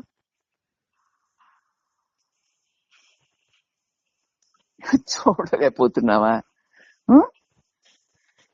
నా వెలుగులో, నా తెలివిలో ఆ శరీరం కదులుతోంది, మెదులుతోంది అని చూడమంటే శరీరాన్ని విడిచి శరీరాన్ని ఒక దృశ్యంగా చూడగలగడం ఎంత కష్టమండి. శరీరం నేననుకున్నప్పుడే నా శరీరాన్ని నేను చూడలేకపోతున్నానే, అన్నిటినీ చూసే కళ్ళని చూడలేకపోతున్నానే. చూడగలుగుతున్నావా? మరి చూడలేకపోతున్నాంగా. అందుచేత ఆత్మకి అన్నిటికీ అధిష్టానం ఆత్మే. ఆ ఆత్మకి కూడా తానే ఆత్మ తప్ప వేరే వస్తువు ఏదీ లేదు. అదే ఆధారమైంది, అదే కారణమని తెలుస్తుంది. అందుచేత ఏమి తెలిసినా తెలియపోయినా చూడాలి అనుకోకు. చూసినా చూడకపోయినా కళ్ళు, మన కళ్ళు మనకి కనపడకపోయినా కళ్ళు లేవని మనం అనం కదా, అంటామా? మన కళ్ళు మనకి కనపడడం లేదండి, కానీ కళ్ళు లేవని ఎందుకు అనము? కళ్ళ ద్వారా జగత్తు కనపడుతోంది గనుక లేవనం, అవునా? అలాగే మన ఒళ్ళు మనకి ఏదో అంత ఏదో చూస్తా, నేను అనుకుంటా, కానీ అసలు నీ మేనుని ఒక విగ్రహంలాగా నువ్వు చూడగలవేమో? చూడలేవు. ఎందుకు చూడలేకపోతున్నావు? ఎందుకు? అదే నువ్వైపోయావు కాబట్టి చూడలేవు. నేనే కదా అంటావు, కానీ నేను అనుకునేటువంటి ఈ శరీరం నేను కాదు అంటే నేనే కదా అంటావు తప్ప దీనిని నీకంటే వేరైన ఒక దృశ్యంలాగా చూడలేవు. నీవే అయిన దాన్ని నువ్వు చూడలేవమ్మా. ఇది సారాంశం. నీవే అయిన దాన్ని నువ్వు చూడలేవు. నీకంటే అన్యమైన దాన్ని నువ్వు చూడగలవు. ఎప్పుడు ఈ శరీరం నేను కాదు అన్న జ్ఞానం కలుగుతుంది, అప్పుడు నీ శరీరాన్ని కూడా నీకంటే అన్యంగా చూడగలుగుతావు. ఒకవేళ మనం చూడలేకపోతే అదే కారణం. అందుచేత ఈ సృష్టి అంతటికీ అధిష్టానం ఆత్మయే. అంటే ఆ ఆత్మ అంటే నేనే. ఆ నేనుకి కూడా తాను తప్ప వేరే వస్తువు ఎక్కడా లేదు గనక, నేను లేకపోతే తెలియబడేది ఏదీ లేదు గనక ఈ నేనే ఆధారమై ఉన్నది. నేనే ఆధారము, అదే కారణం అని కూడా తెలుస్తోంది. నన్ను నేను చూసుకోక్కర్లేదు, ఉన్నాను కనుకనే అన్నీ ఉన్నాయని తెలుస్తోంది, అవునా? అలాగే శరీరము నేనై ఉన్నాను గనక నా శరీరాన్ని నేను చూసుకో అక్కర్లేకుండానే ఇదే నేనైపోతున్నాను, అవునా? ఇంకేమిటి చూసుకుంటాం? నేనేగా ఇక చూసేదేమిటి అనుకుంటాం. కానీ నీకంటే అన్య వస్తువునే నువ్వు చూడగలవు గనక ఈ శరీరం నేను కాదు అని నీకు తెలిసినప్పుడు దాన్ని నువ్వు అన్య వస్తువులాగా చూడగలుగుతావు. చూడడం అంటే అక్కడ ఏమిటి, చూసేవాడు ఉంటాడని కాదు, చూపై ఉంటావు. నువ్వు చూపై ఉంటేనే రూపులన్నీ తెలియబడుతున్నాయి, అవునా? చూపై లేకపోతే రూపులున్నాయా? మరి నువ్వు రూపై ఉంటే ఈ రూపులకు ఆధారమైన చూపును నువ్వు చూడలేవు, చూపుగా ఉండలేవు. కాబట్టి నువ్వు ఈ రూపము నేనుగా నువ్వు ఉన్నంతసేపు నీ రూపాన్ని నువ్వు చూడలేవు. ఇది ఒక పాంచభౌతికమైన ఒక రూపము, ఇది నేను కాదు అన్నది నీకు ఖచ్చితంగా అనుభవానికి వచ్చినప్పుడు దీన్ని కూడా ఒక రూపంగా నువ్వు చూడగలుగుతావు.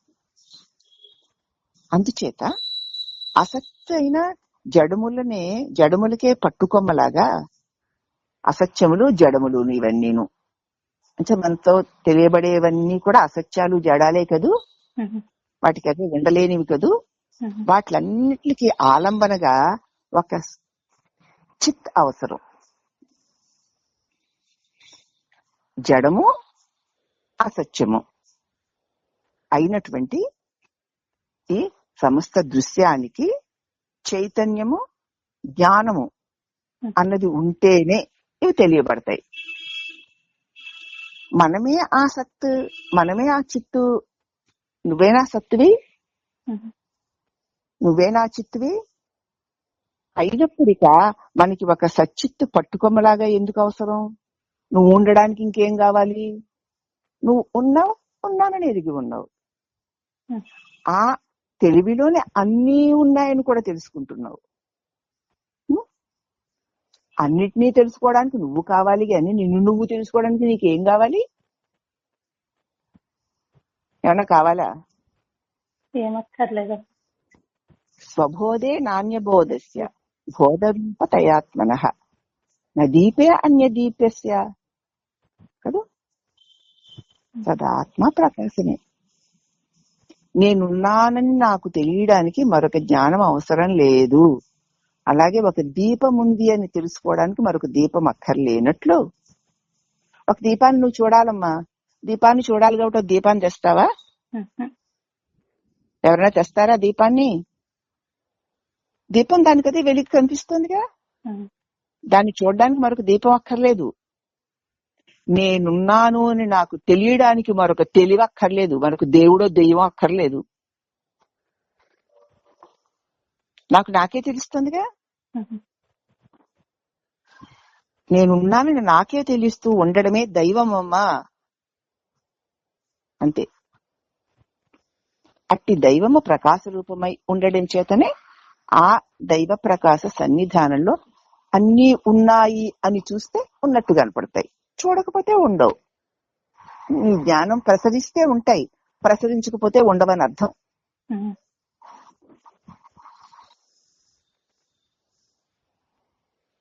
కాబట్టి తానే సచ్చిత్ అయినప్పుడు ఆ సచ్చిత్ స్వరూపమైన తానికి ఒక ఆధారం ఎందుకు?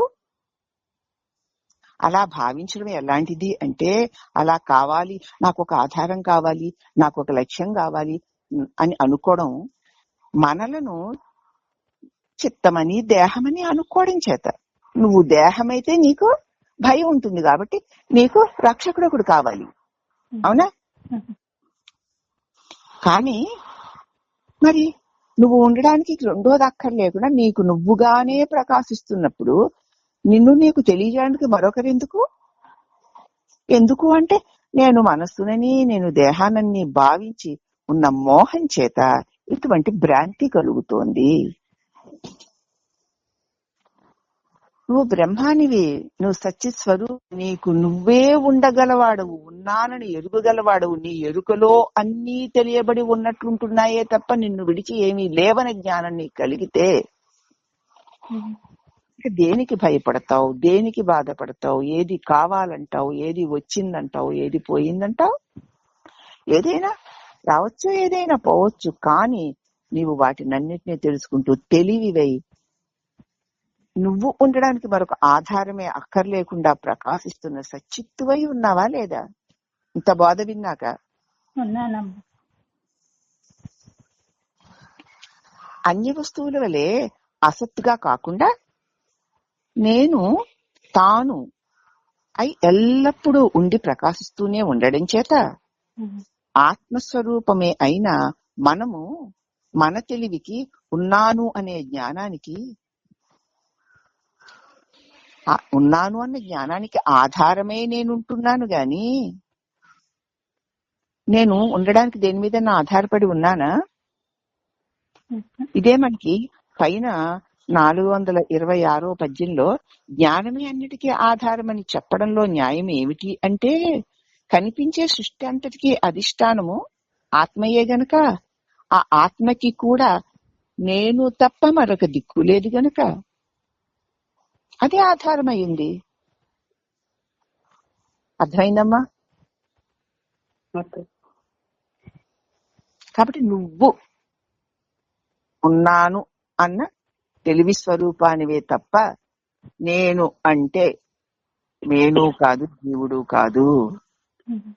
ఈ జీవుడు, ఈ మేను నీ తెలివిలో తెలియబడి తొలగిపోయేవే తప్ప అవి నువ్వెప్పటికీ కాదు కాదు కాదు.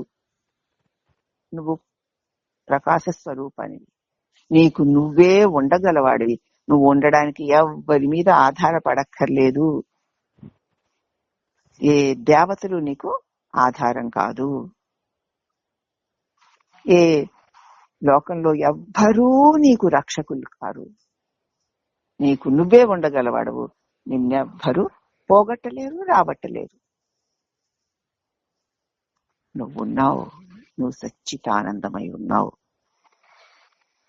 ఇదే మన ఉన్నాను అనేటువంటి ఎరుక, అదే జ్ఞానం, అదే సమస్తమునకు ఆధారం. దాని నా మీద ఆధారపడి అన్ని ఉన్నాయి తప్ప నేనుండడానికి దేని మీద ఆధారపడి లేను. ఇంతకంటే ఇంకో గొప్ప ధీమా ఏమిటి? నాకు అక్కడ బుద్ధి కూడా ఎందుకు దరిద్రం? అదే స్వేచ్ఛ, అదే స్వాతంత్ర్యం, అదే అదే. కాబట్టి ఆ జ్ఞానమే నీవై ఉండగా ఆ జ్ఞానాన్ని ఎరిగి ఉండడానికి బదులు మానేసి అజ్ఞానంతో నీవే నీ వల్ల తెలియబడుతున్న ఈ దేహాన్ని, ఈ లోకాన్ని తెలుసుకుని అయ్యో వస్తుంది, అయ్యో పోయిందే, అయ్యో చచ్చిపోతుంది అంటుంటే ఏమని చెప్పాలి? ఏమని చెప్పమంటావు? ఇంకా అసలు నీ వల్ల అది ఉంటుంటే, నీవు లేకపోతే అది లేకపోతుంటే, నీ వల్ల తెలియబడేది నువ్వనుకుని అది పోతుంటే నేను పోతున్నాను, అది వస్తుంటే నేను వచ్చాను, ఏదో అని నీ వల్ల ఉండగలిగిన దాని మీద ఆధారపడి బ్రతుకుతున్నావు, ఏడుస్తున్నావంటే ఇక నీ అజ్ఞానాన్ని గురించి ఏం వర్ణించమంటావు? ఏం చెప్పమంటావు? జ్ఞానమే నువ్వై ఉన్నావురా. నువ్వు లేకపోతే ఇవేవీ లేవు నాయనా. ఒక్కసారి నువ్వు చూడు. నీ చేత తెలియబడే ఏదైనా ఉండాలి. కాబట్టి నీ వల్ల తెలియబడుతున్నవేవి సత్యాలు, నిత్యాలు కావు, శాశ్వతాలు కావు. నువ్వే సత్యం, నిత్యం. నువ్వు ఉండడానికి ఏమీ అక్కర్లేదు. నేనున్నానని ఉన్నావంటే నువ్వు ఉన్నాకనే అన్నీ ఉన్నాయి అని తెలుసుకో. తన ఆత్మస్వరూపాన్ని విచారణ చేత తెలుసుకోలేని వారు, ఇప్పుడు ఇదంతా విచారణ కదా ఇప్పుడు చెప్తున్నది, ఇట్టే విచారణ చేత తెలుసుకోలేని వారు తమకి భిన్నమైన శరీరాన్ని తామే అనే మోహంతో నాశనం అయిపోతున్నారు. సచ్చిదేక రూపంగా ప్రకాశిస్తూ మనం ఏకైక సచ్చిత్ స్వరూపముగా ప్రకాశిస్తున్న మనము తప్ప ఇతరములన్నీ మాయతో కూడిన భ్రమలే. నేను తప్ప మిగతావన్నీ భ్రమలే. భ్రాంతి వల్ల కలుగుతున్నటువంటి అశాంతులే. ఎందుకంటే సచ్చిదానంద స్వరూపం ఎప్పుడూ ఉన్నాను, ప్రకాశిస్తూ ఉన్నాను. నేనున్నానని నేను ఎరిగి ఉన్నాను. నేను లేకపోవడం అనేది లేనే లేదు. అలా ప్రకాశిస్తున్న నేను తప్ప ఇతరములన్నీ మాయతో కూడుకున్నవే. అవి భ్రమలే, ఉన్నట్టుంటాయే గాని ఉండవు. అవి వచ్చినా, అవి ఉన్నా, అవి పోయినా నేనున్నాను. అదే నా నిజస్వరూపము. చితి లేని వాడను, నాశనము లేని వాడను.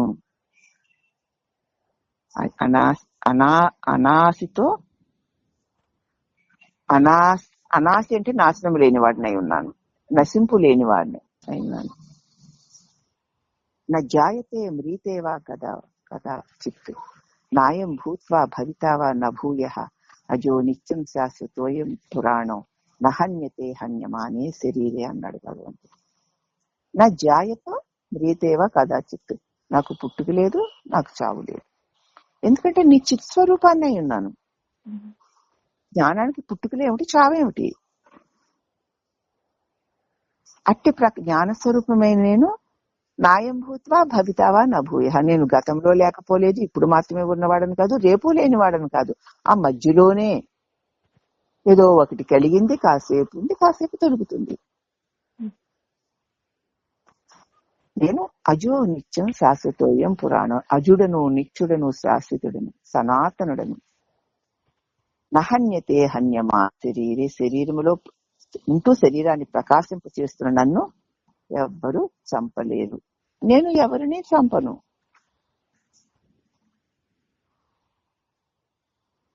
అట్టి స్వరూపము నాది.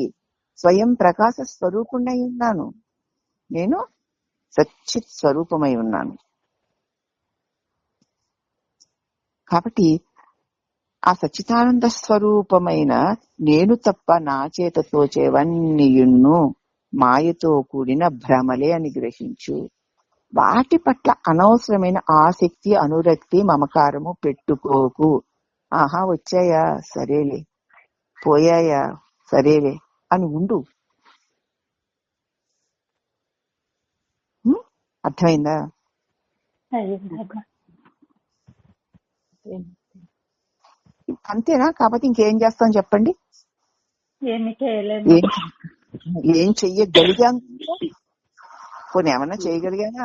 ఎన్నెన్నో చేసేసినట్టు రైతక్కలాడాం గాని అవ్వవలసిందే అయింది కదా. అవునమ్మా. ఇంకెందుకు? జీవితం పాఠాలు నేర్పుతుంది కదా, ఊరుకో రానిపోని అని ఉంటాడు.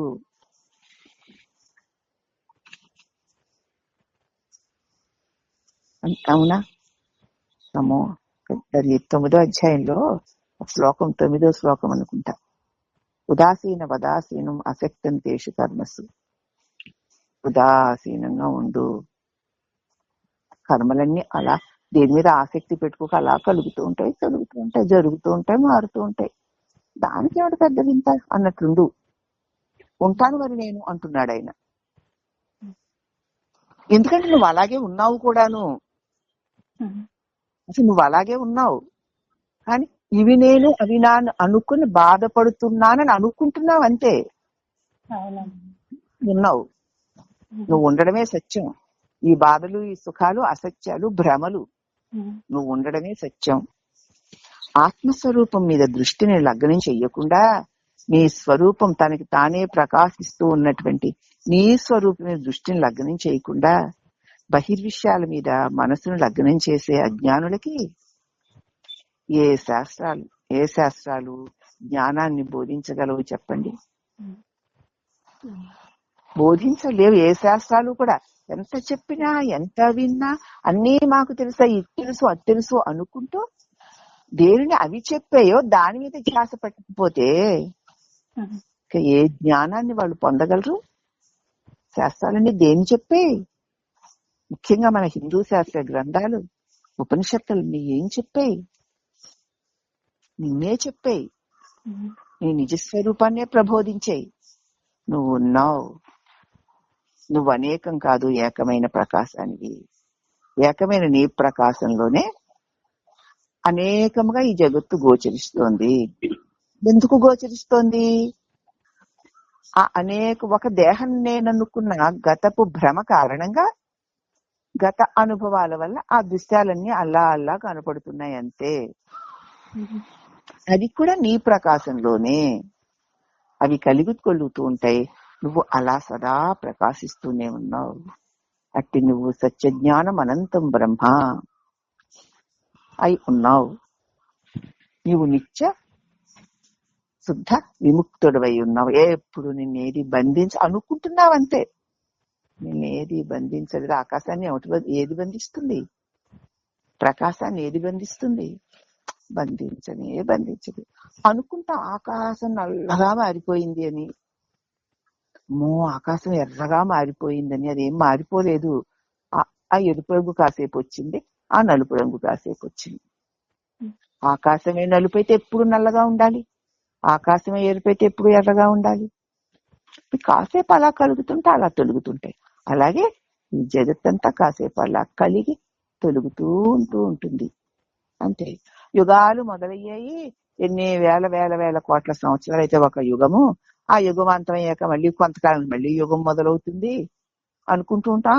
మొదలవుతుంది, అంతమవుతుంది, మొదలవుతుంది, అంతము వాటికి ఉన్నాయి. గాని వాటిలన్నిటి యందు ఏకమై ప్రకాశించేటువంటి ఆ పరమాత్మ స్వరూప ప్రజ్ఞా స్వరూపానికి ఎప్పుడు చ్యుతి లేదు.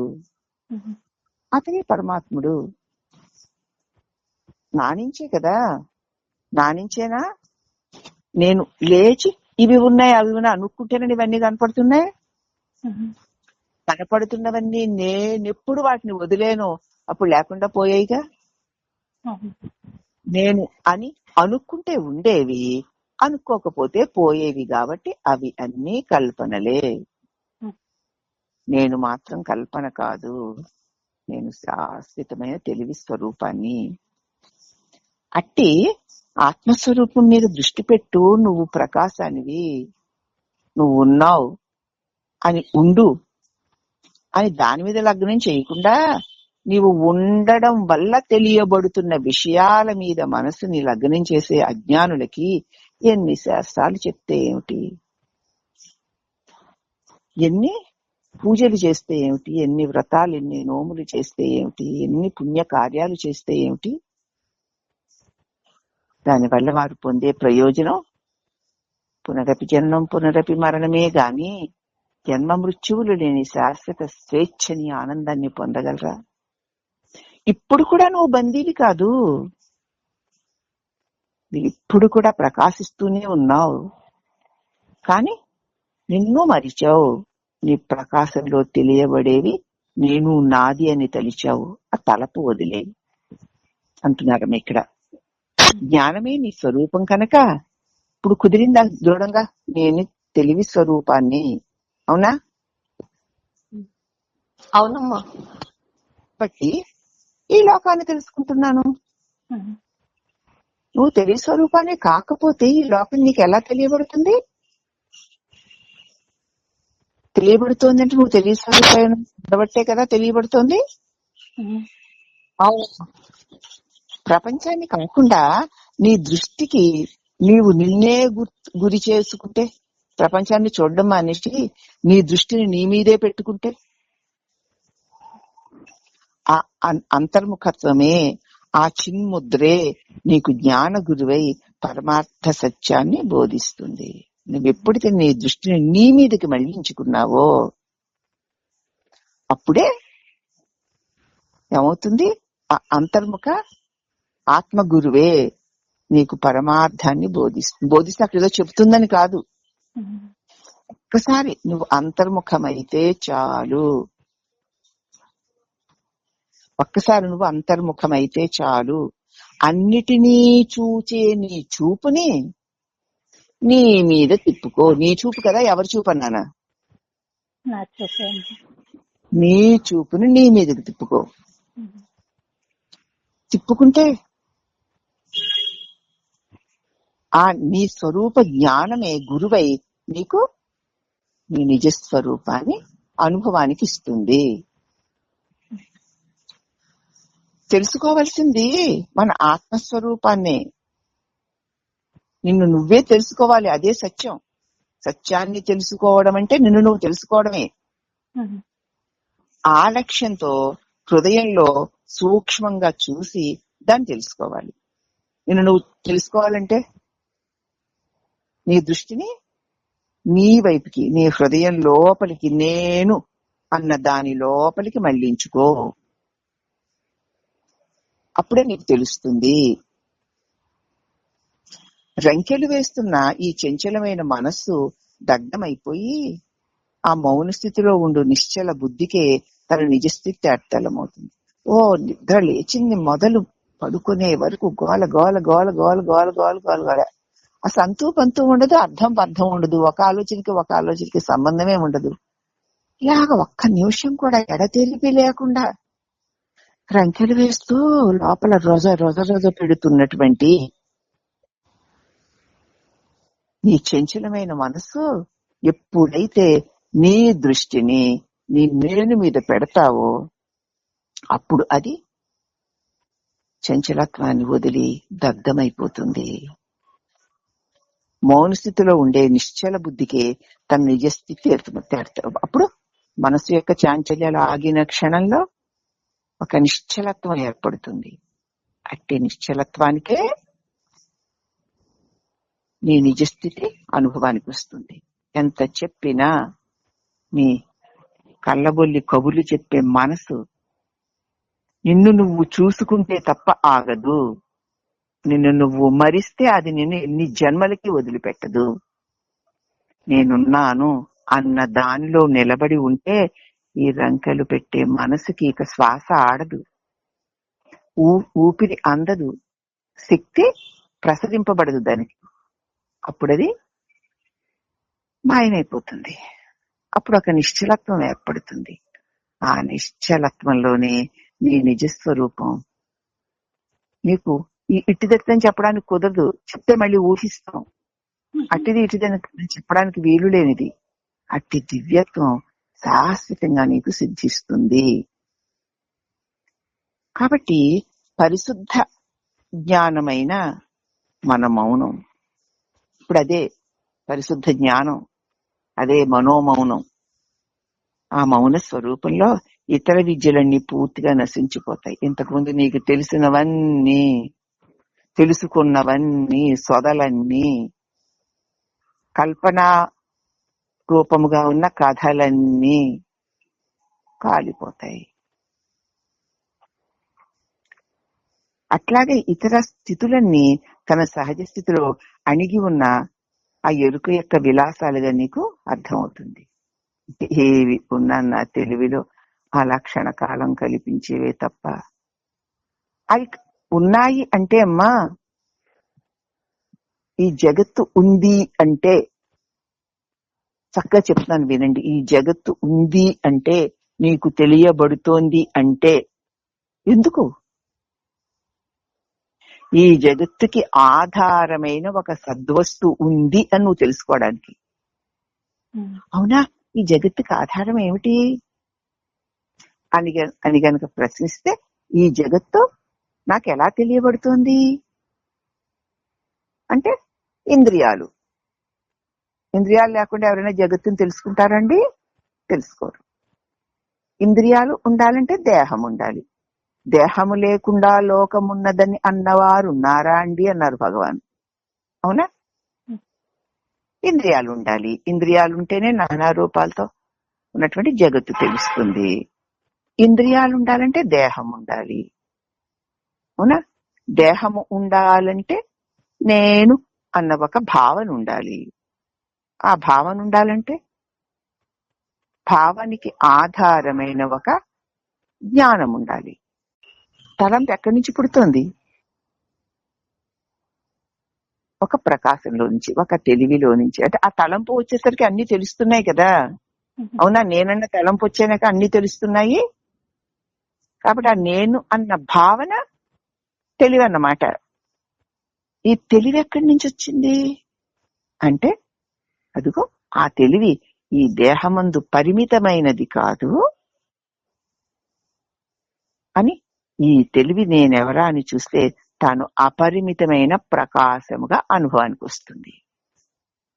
అప్పుడు ఈ పరిమితమైన తెలివి తొలగిపోయినప్పుడే అన్ని రూపాలతో పాటు ఈ దేహాన్ని కూడా నువ్వు ఒక రూపంలా చూడగలుగుతావు. అందుకే మన దేహాన్ని మనం ఒక రూపంగా చూడడం చాలా కష్టం. కాబట్టి అనేకసార్లు చెప్తాను, వాళ్ళు చచ్చిపోయారు వీళ్ళు చచ్చిపోయారు అనుకుంటే అయ్యో బాబు అని ఏడుస్తాము. చచ్చిపోయిన శవం మనం చూస్తున్నాం కదా, ఆ శవం ప్లేస్ లో నీ శరీరాన్ని పడేసి చూసుకో అని. ఆ శరీరం రేపొద్దుట అదే పాడి మీద ఇది కూడా ఎక్కుతుంది. నీ శరీరాన్ని ఆ పాడి మీద పెట్టిన ఒక శవంలా చూసుకో. కనీసం ఆ దాన్ని ఉపమానంగా తీసుకునైనా నీ శరీరాన్ని నువ్వు చూసుకోగలుగుతావని. చూసుకున్నప్పుడు ఏమిటి? ఇది శవమే. ఇది అక్కడ అది శవం కదలలేకపోతుంది అంటే దానిలో కదిలించే శక్తి తప్పుకుంది గనక. ఇది కదులుతోందంటే దీనిలో కదిలించే శక్తి ఉంది గనక అంతే. లేకపోతే ఇది శవమే. మరి దీన్ని కదిలించే శక్తి ఎవరు? దేవుడు అంటాం. దేవుడంటే ఎవరు అంటే భగవాన్ అన్నారు, దేవుడంటే ఎవరు అని అడిగే నువ్వు ఎవరు? అవును నేనెవరు అని ప్రశ్నించి ఆగితే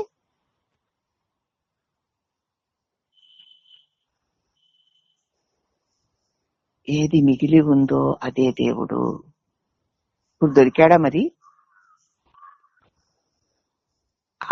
ఆ దేవుడు లేకపోతే నేనని ఈ జీవుడు లేకపోతే ఈ మేను లేకపోతే ఈ ఇంద్రియాలు లేకపోతే ఈ జగత్తు కల్లా. ఇవన్నీ ఇలా ఉన్నాయి అంటే జగత్తు ఉంది అంటే ఇంద్రియాల వల్ల, ఇంద్రియాలు ఉన్నాయంటే దేహం వల్ల. ఈ దేహం ఉంది అంటే నేను వల్ల. నేను దేని వల్ల? ఎవరా అని చూస్తే నేను లేకపోగా ఒక నిశ్చల మౌన శాంతి స్థితి. అదే దైవము, అదే నువ్వు. ఇప్పుడు ఇవి అన్నీ శవాలైపోయాయి, ఇవి అన్నీ జడాలైపోయాయి. అవునా మరి?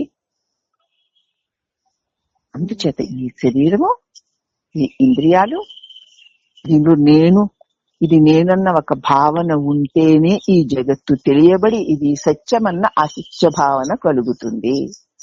ఇది ఏమిటి, దీనికి ఆధారం ఏమిటి, దీనికి ఆధారం ఏమిటి చూస్తే ఇది సత్యం అనుకునే అసత్యమైన తలంపు ఆగిపోగా సత్యమే నీ స్వరూపంగా ప్రకాశిస్తుంది.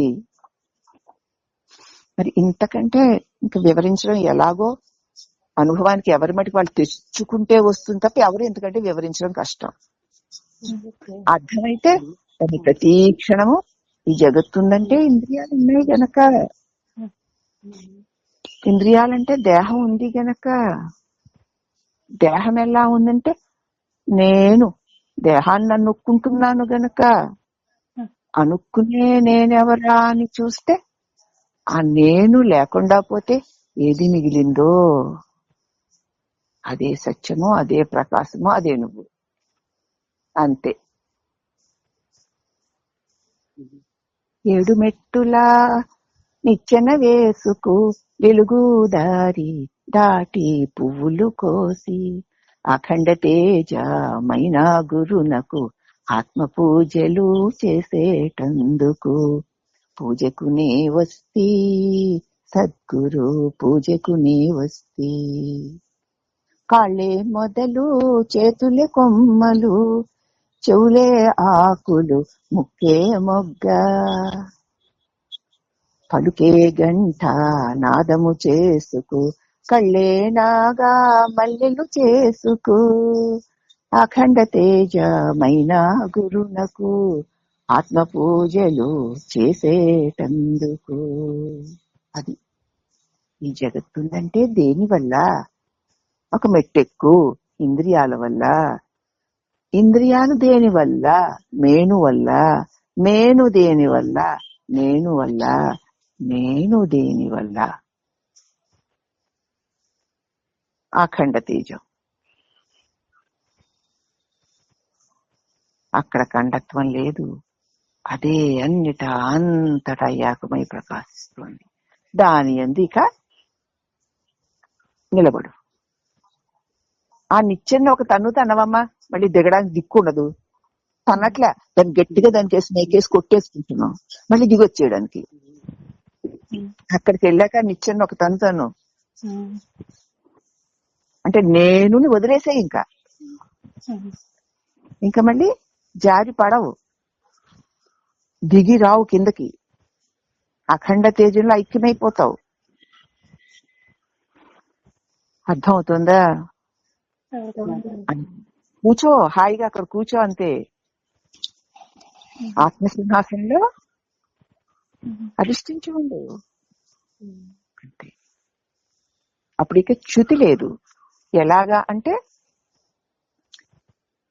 మజ్జిగలోంచి చిలికిన వెన్నను తీసిన తర్వాత ఆ వెన్న మళ్ళీ మజ్జిగలో కలవనట్లు ఒక్కొక్కటి ఇదేని వల్ల ఇదేని ఒక్కొక్క మెట్టు ఎక్కు వదులుతూ కింద మెట్టుని వదులుతూ పోతే ఈ ప్రపంచం దేని వల్ల అంటూ ఇంద్రియాలు ఒక మెట్టు ఎక్కావు, ఇంకొక మెట్టు దేహం, ఇంకొక మెట్టు మనసు, ఇంకొక మెట్టు నేను, ఆ ఇంకొక మెట్టు తానైన పరమాత్మ. ఇంకంతే. అదే పరమ మౌనం, అదే పరమశాంతి, అదే పరమ ప్రకాశం, అదే శాశ్వత సత్యం. దానికి అక్కడ కూర్చో. ఇప్పుడు అందుండి దీన్ని వీక్షించు. ఇప్పుడు ఇది ఎలా ఉంటుందన్నారు ఈయన? ఎలా ఉంటుందట? నీ విలాసంలాగా, నీ విభూతిలాగా ఉంటుంది. నీ చేత తెలియబడుతూ రకరకాలుగా మారుతూ కాసేపు సినిమాలో ఆట చూసినట్లు ఉంటుందట. అవునా? దీనికి అంటని స్థితిలో నువ్వు ఉన్నావు, దీన్ని చూస్తున్నావు. బాగుందా విహరించు, కాకపోతే స్విచ్ ఆఫ్ చేయి, నిస్వరూపులో నువ్వు రమించు.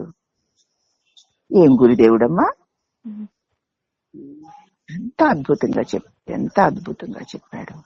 దానిని మనం బాగా మననం చేసుకుని ఎలా అనుభవానికి వస్తుందని తప్పించగా సారం ఇలాగ వచ్చింది. దాన్ని ఇప్పుడు మన రమణుల బోధల్లో నుంచి మనకు బయటకు వస్తుంది. అందుచేత తెలుసుకోవాల్సింది మన ఆత్మస్వరూప సత్యాన్నే. ఆ లక్ష్యంతో హృదయంలో సూక్ష్మంగా చూసి దాన్ని తెలుసుకోవాలి. రంకెలు వేస్తున్న అది ఇది అంటూ చంచలంగా ఉన్నటువంటి మనసు అప్పుడు దగ్ధమైపోయి మౌన స్థితిలో ఉంటుంది. అట్టి నిశ్చల బుద్ధికే తన నిజస్వరూపము అనుభవానికి వస్తుంది అని చెప్తున్నారమ్మా. మరి ఇవాటికి చాలా చెప్పుకుందామమ్మా. అలాగే అర్థమైందమ్మా? ఈవేళ బోధలో ఒక్క ముక్క చెప్పండి రా బాబు, సంతోషిస్తాను. ఇంకేముంది తల్లి, ఉండిపోయి అద్వైతిలో కలిసిపోయి అఖండ ప్రకాశంగా అనంతమైన ప్రకాశంగా ఉండిపోవడమే. మరి ఉండిపోతాం, బోధ ఉన్నంతసేపు ఉంటాం లేవమ్మా.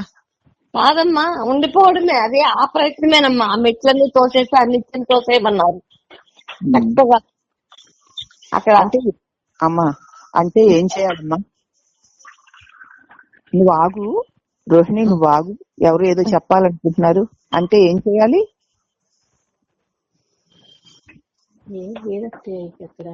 నేనున్నానని ఎరిగి ఉండు, అంతే. అంతే, ఆ ఎరుకని మర్చిపోకు. నువ్వు ఉండడం వల్ల ఉన్న వాటితో కలిసిపోకు. ఏవి వచ్చినా ఏవి వెళ్ళినా నేనున్నాను అని ఉండు, అంతే. ఇంకా ఆ కిందకి జారి పడకుండా ఉండడం అంటే అది.